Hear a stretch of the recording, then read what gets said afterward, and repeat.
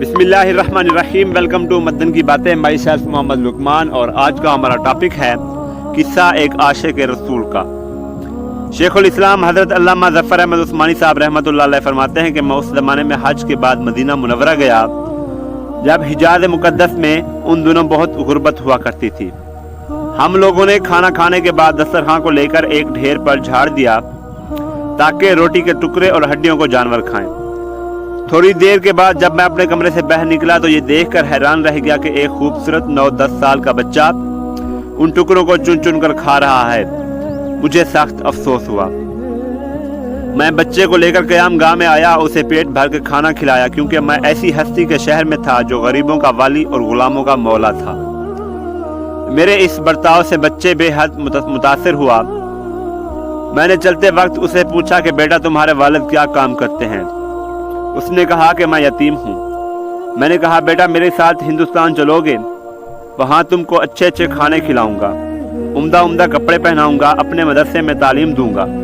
जब तुम आलिम फाजिल बन जाओगे मैं खुद तुमको यहाँ लेकर आऊँगा और तुम्हें तुम्हारी वालदा के सुपुर्द कर दूंगा। तुम जाओ और अपनी वालदा से इजाज़त लेकर आओ। लड़का बहुत खुश हुआ और उछलता कूदता अपनी वालदा के पास वापस गया। वो बेचारी बेवा दूसरे बच्चों के अखराजात से परेशान थी। उसने फौरन ही इजाज़त दे दी।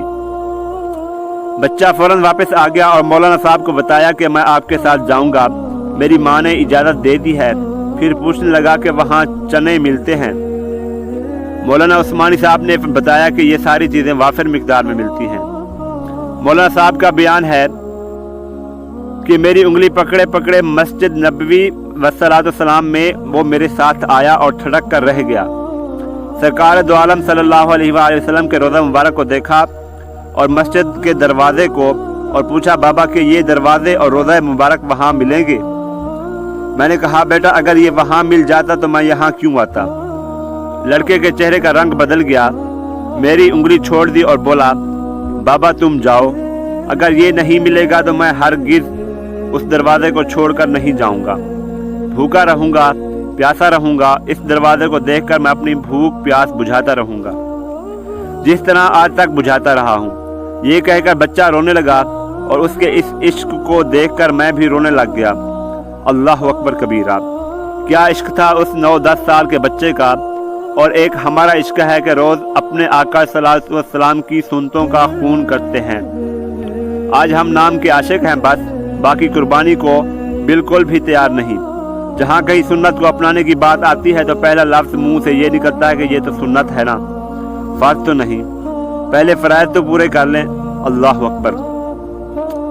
अल्लाह करीम से दुआ है कि अल्लाह करीम हम सबको पक्का सच्चा आशिक रसूल सल्लल्लाहु अलैहि वसल्लम बनाए और रोज़े क़यामत हमें अपने आका सल्लल्लाहु अलैहि वसल्लम के सामने सर खुरू फरमाए।